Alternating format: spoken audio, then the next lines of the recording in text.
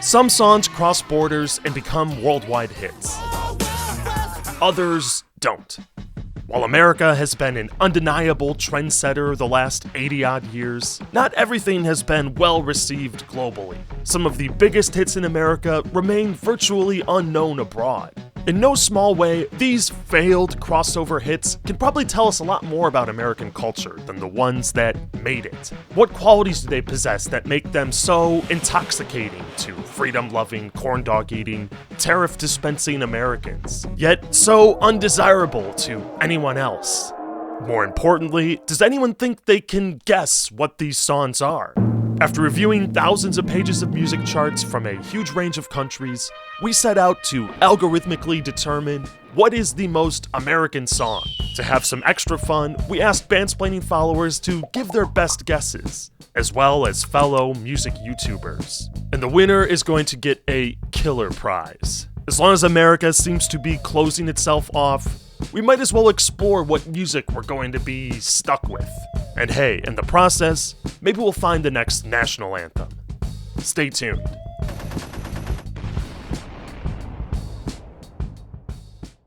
At the core of this project is a simple formula. US popularity minus world popularity equals Americanness.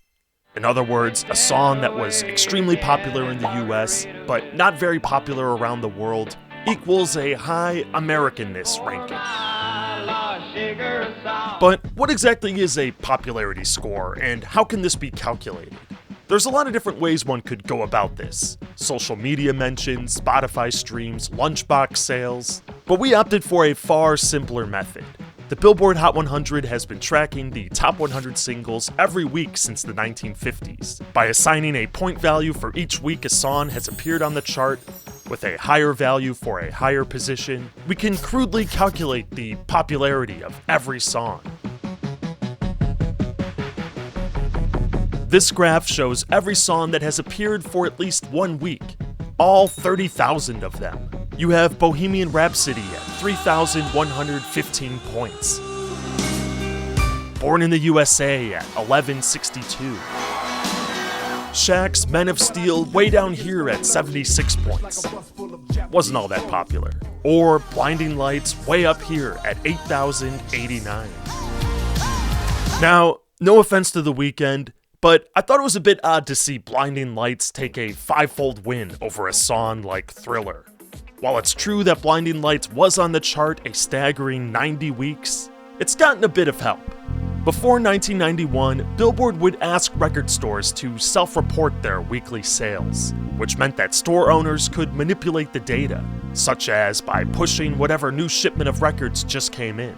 During the 70s and 80s, competition on the chart was ruthless. Songs could barely hang on from 1 week to the next. But all of that changed when Billboard switched to an electronic tracking system in 1991, removing the human bias. Suddenly, songs began holding chart positions for much longer. That's why we start to see all these outliers appearing from the 90s onward, and even more so in the streaming era, when songs are continually purchased each time they're streamed.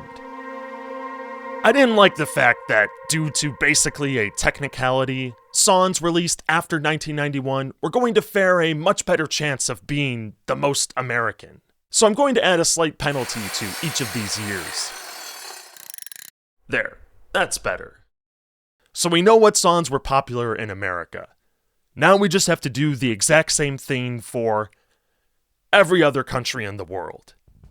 But before we do that, I wanted to hear some predictions. Alright, so my first main pick is God Bless the USA by Lee Greenwood. I think one of the most fun parts about this project is going to be testing our assumptions. How well do we really know American culture?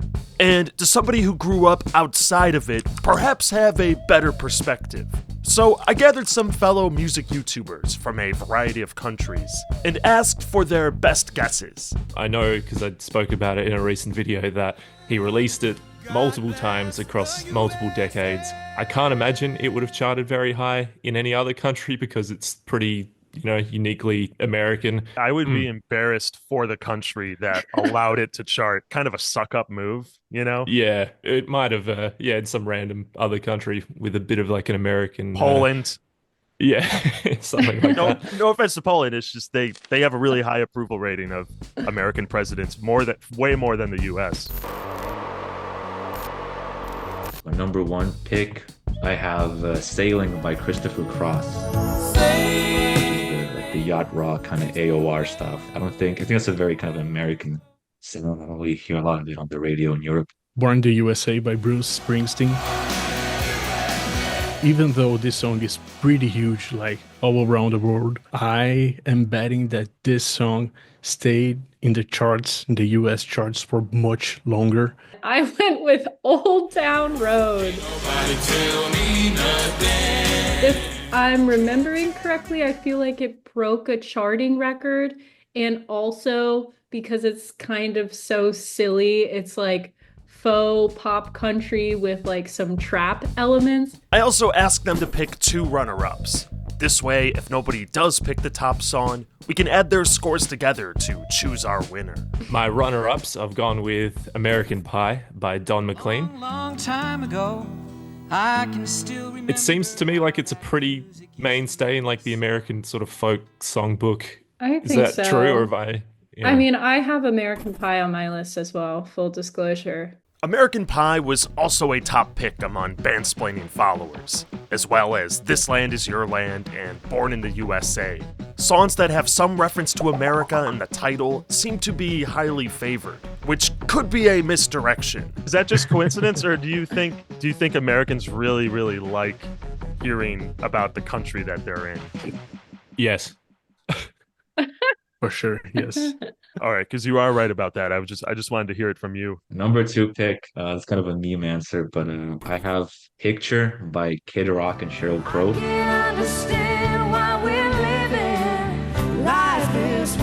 My first runner-up would be Graceland. For number 3, I put Uptown Funk. Somehow I ended up landing with Smooth by Santana.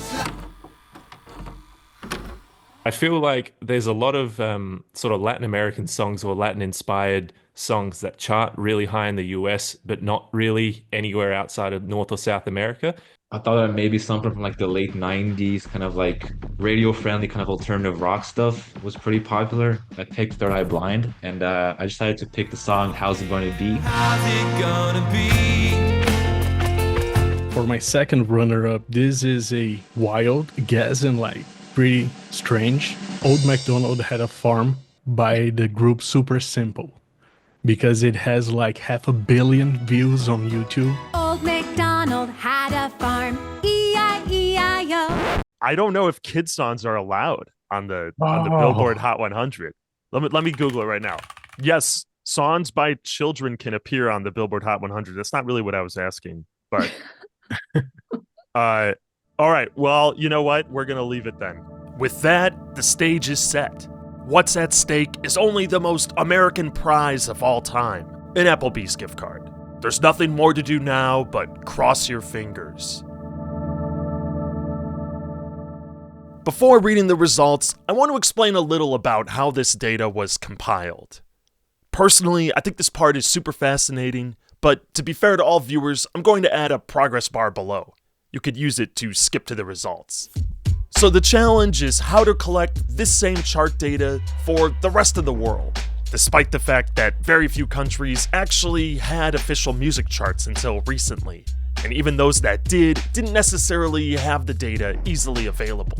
So to make things much easier for ourselves, I made 2 decisions. First off, for all other countries, we're going to use annual charts instead of weekly. That is the top 100 or 200 songs of the year, which is typically much easier to find.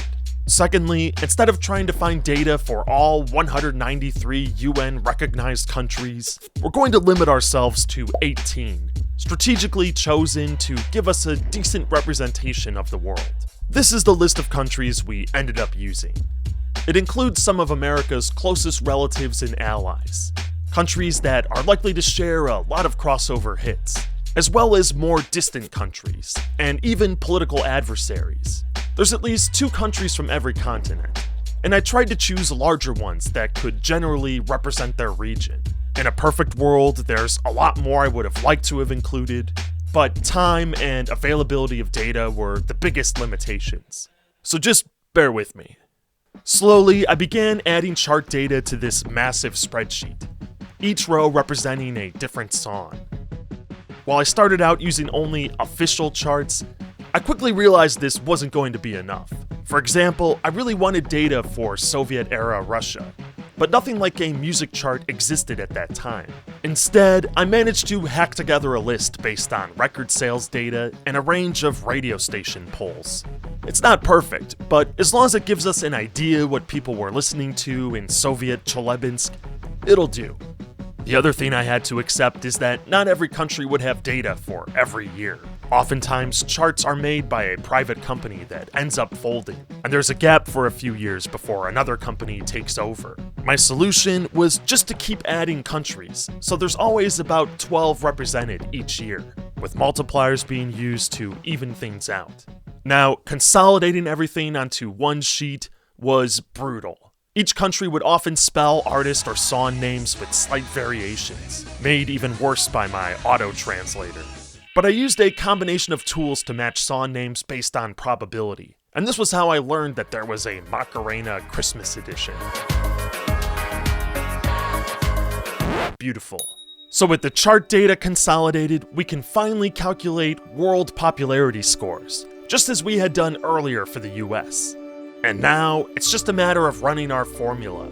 US score minus world score equals Americanness.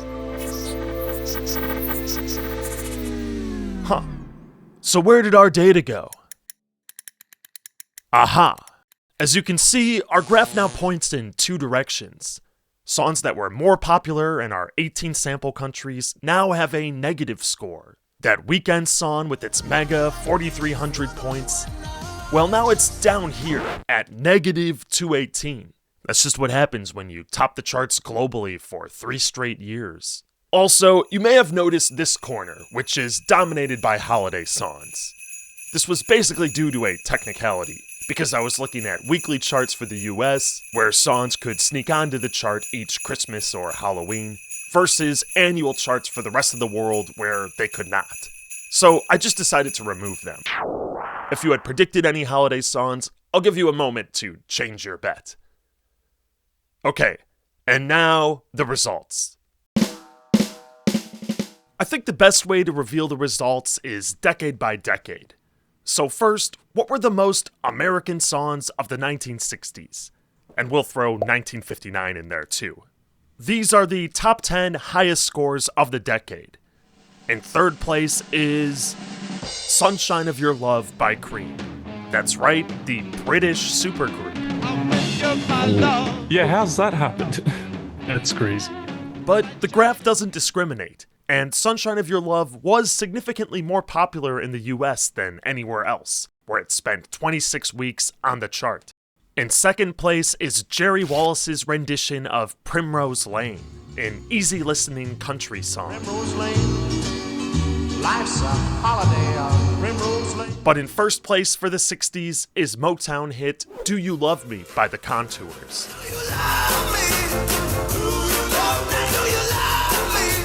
Has anyone heard of this song? No, I don't think I heard. I haven't, no. Yeah, I don't think so. That's a very promising sign that the algorithm is working. I think it's a solid win, and a good contender for National Anthem. And I'm not just saying that because of the Applebee's commercial. 3 courses and 3... Nikita was certainly on the money in predicting that yacht rock and adult-oriented rock would be the winners for the 1970s. I'm just shocked that Sarah's Smile is so high up here. That's not a hit in other places. That's wild. It only scored 55, so it was like a small hit in one other country. I noticed that Heaven on the 7th Floor has a 0 world score, and that is just such a fun disco banger. In In third place is Gary Wright's Love is Alive. Though to be honest, seeing his name, I can only think about Olympic athletes rising to Dreamweaver instead. But alas, it only scored a 916. In second place is Chris Christopherson's Why Me? Lord help me, Jesus. No, that checks out. That makes sense. But in first place, Paul Davis's I Go Crazy.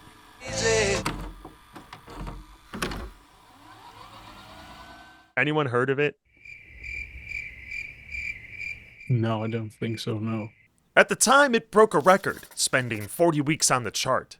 But despite releases in several other countries, it only ever ranked in Canada, at a modest number 39 for the year. Now, before we leave the 70s, we have some more scores to check. American Pie, we're going to see where it's at. Negative 52. What? So this one, it was basically equally popular in the US as it was around the world, so it was eclipsed?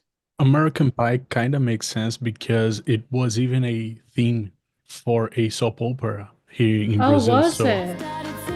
Celebridade, último capítulo. What about Sailing? I just wonder because I don't think I ever heard the song on the radio. Sailing by Christopher Cross. Yeah, that one. Christopher Cross. Did it not make it at all? It's not on the list. Oh, okay. Hey guys, so it turns out Sailing did actually rank in 1980, so we didn't catch it right then. Nikita actually has 666 points. Carry on.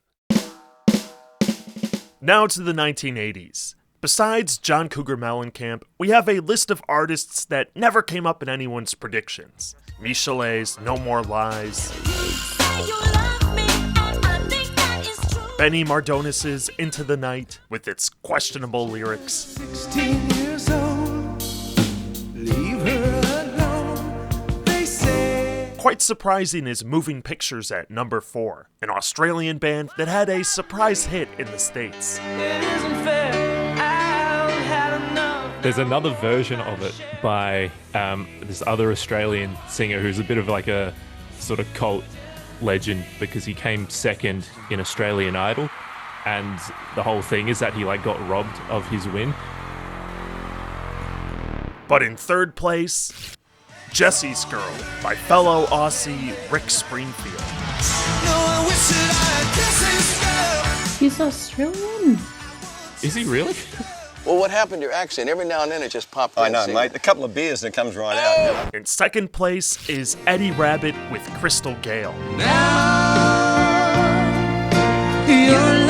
Once again, country is proving to be a safe bet. However, first place belongs to Young MC with Bust a Move. I know that one. Yeah, I know that one. I believe this song, it kind of got a small revival on TikTok. I know Young MC from two things. First of all, he was in the Beavis and Butthead show. How come they do so many videos in school? Yeah, that sucks. And secondly, I used to be really into Faith No More. They did a concert together. But of course, there's a few more scores to check. Born in the USA has a score of 451. So it's not bad. I mean, at least you're in the positive. Yeah. Unlike some people here. Paul Simon Graceland has a 101. So that's, again, it's positive points on the board. All right, we're going to jump to the 90s now. Oh, Third Eye Blind. I see it. Wow. And I got the track right. Wow. Whoa. Nikita gets a whopping 2,156 points. Let's go. Applebee's. There's some pretty good contenders here for National Anthem, like tag teams Whoomp There It Is, or the other Miami-based representative, Daisy Dukes. An undeniably American song, whether we're proud of it or not. We have to give a huge shout out to Rich Tefect, who predicted Faith Hill's Breathe. That's an Applebee's gift card. But as for the winners of this decade, In third place, we had Too Close by Next. In second place, Higher by Creed. That's a classic right there. You guys have all heard this song, right? Yes. Yeah. Did that not chart anywhere else in the world? No. In a recent interview, Creed's guitarist commented that the last time the band played in England, it was to a crowd of 400 people. Something about their Christian-tinged post-grunge did not translate well overseas. But in first place is How Do I Live by Leanne Rimes. This song probably doesn't belong here. It was huge in the UK and relatively big in the Netherlands, Germany, Brazil, and Taiwan. But it broke a record in America for spending 69 weeks on the Hot 100. It racked up so many points, there's little the rest of the world could do to dethrone it. Well, I'll dethrone it. Get up there, Creed. Oh, we have to check God Bless the USA. I don't know why it's not showing up. It definitely... I'm so sad. Maybe it was the post 9/11 version that charted the highest. Good point. Oh, good point. Lee Greenwood, there it is. God Bless the USA. All right, so it did chart for the first time in 2001, and it has 355 points. So sweet. The post-grunge hangover really dominated the 2000s. In fact, I think every one of these could be described as sad or moody, except for Beverly Hills.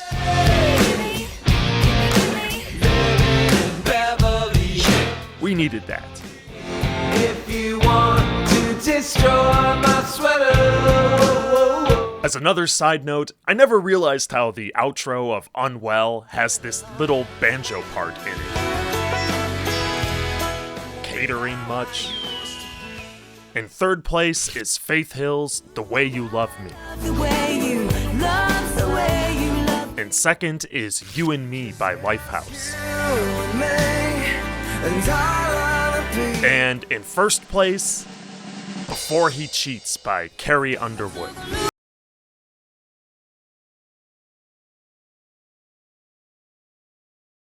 Never heard any of these, no.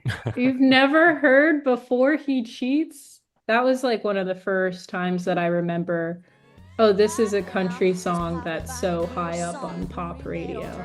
But it's very angry, and it's about ruining your guy's car after he cheats on you. Like the rest of these, it really was an angry song. It was angry. It was bitter song. So bitter. I was wondering to myself if there was something happening in the 2000s where everyone's just mad. After 9/11, everyone was just so bitter and angry. But a lot of the angriest songs were in 2000 or 2001 before 9/11 actually happened. So clearly we were in a bad mood. It's the internet.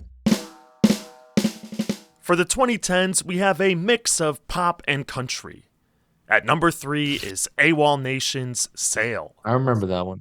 It's like some kind of like electronic-y kind of Sail! stuff. Right? Yeah. At number 2, Imagine Dragons' Radioactive.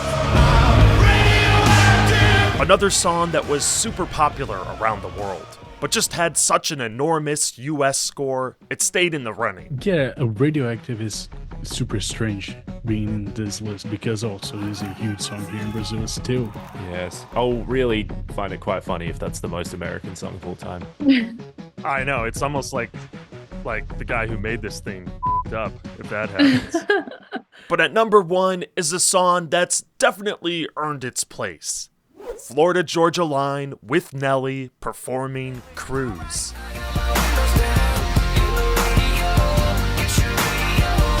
Has anyone heard of this number 1 song? Oh yeah. Never. You make me mad on my windows down. Isn't it like bro country kind of thing? I don't know if you know this. Every country song's just about exactly what a white guy's doing at that moment. I turn the radio up. It's like what I thought Old Town Road was going to do for this. But this one is just kind of like a weird mashup that's very... Yeah, it's like auto-tuned vocals, like a hip-hop beat, and then Nelly pops up. And you're like, what? It is kind of this American smorgasbord So, did Old Town Road not make this list? Well, that might have been a 2020 song. Let's see. Okay, it's in here. Drum roll, please. Oh. Negative Wow! 604. I think I've cemented myself as like the true loser. Uptown Funk is going to be your only chance to get that That's sweet right. Applebee's card. Oh, please. We're looking at, well, you did a little better, but it's still negative. Negative Yeah, I just keep 396. going down. We won't spend too much time on the 2020s since we only have the first 4 years of data, but if there's any standout trend, it's the utter dominance of country. In third place is, you guessed it, more country.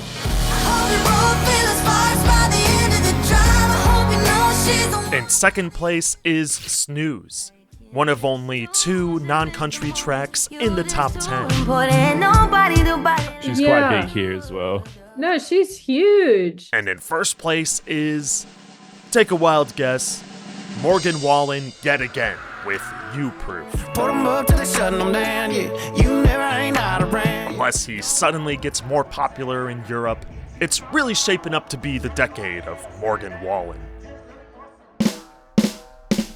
So now that we've gone through every decade, who came in at number 1 overall?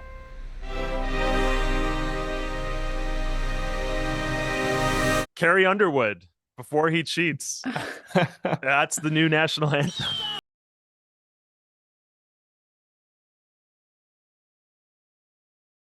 Kind of makes sense. She just played at Sir Trump's inauguration. Oh, she did? Really? Sea to shining sea.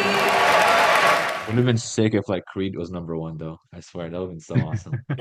That's what I was thinking the whole time, and I was like, can I mess with the formula? Get them up there. Just get Creed up number 1. Get them higher. But you know what? I think by vote, if we all agree, we can. New national anthem. New national anthem. Everyone, let's all hold our hands up. Yeah, but the thing is, we're not even.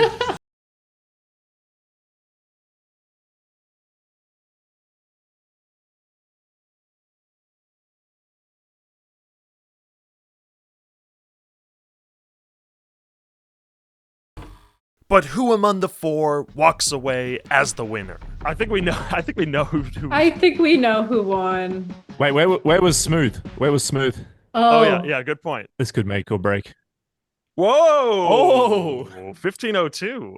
So right now, actually, it's kind of close because Sam is at 1805 and Nikita's at 2156. If Picture by Sheryl Crow is in the negatives, then Sam could jump ahead. Oh no! Huge. Let's go. My God.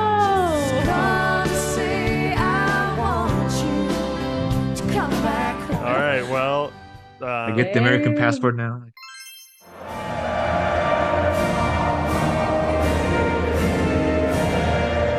let's just do this real quick. Let me open a browser window. Cork, Ireland. Let's see first if you got any Applebee's going on. Oh, come on. It just defaults back to let's just look at American food chain restaurant. Oh, here we go. Hillbillies? Oh, you gotta go to Hillbillies. Well, that looks pretty nice. That does not look terrible. You could get a little milkshake. Well, yeah, huge thank you to all you guys. Great guesses. Well, some of you more than others. I don't want to shame anyone. Seriously, a tremendous thank you to my fellow YouTubers who bravely took the challenge. Please go check out their channels and subscribe. If you want to know more about this whole project and how we put this together, check out our follow-up podcast on Patreon. The support is an enormous help. Finally, there's just one unsettled matter. We've uncovered the most American songs, but what were the least? What songs were a smash hit internationally, but utterly rejected in America? Well, you'll just have to click the subscribe button, turn on notifications, and stay tuned. Alright, until then. You have unlocked Bandsplaining's secret shopping network.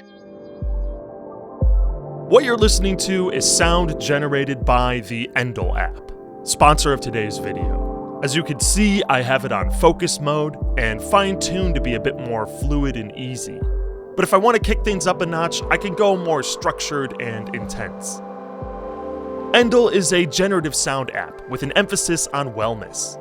As they state, the app helps you focus, relax, and sleep, and is backed by neuroscience. The creators of Endel have cited Brian Eno, Philip Glass, and Steve Reich as influences. And it definitely shows. As you browse through Endel's 19 different modes, including focus, relax, sleep, and move, you get a smorgasbord of ambient and IDM sounds. However, what makes it different is that this sound is being generated in real time. It reacts to your movement, location, light level, or heart rate, as well as your custom input. There's no beginning, middle, or end, nor any overwhelming melodic motif. And as a result, I found it really does help me focus.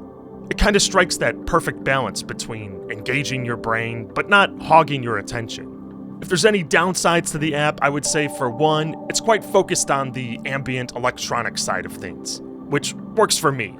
But if that isn't your cup of tea, then... Secondly, the free version is a bit limited with only 10 minutes of audio at a time. However, you can follow this QR code or click the link in the description to try Endel Premium free for 7 days.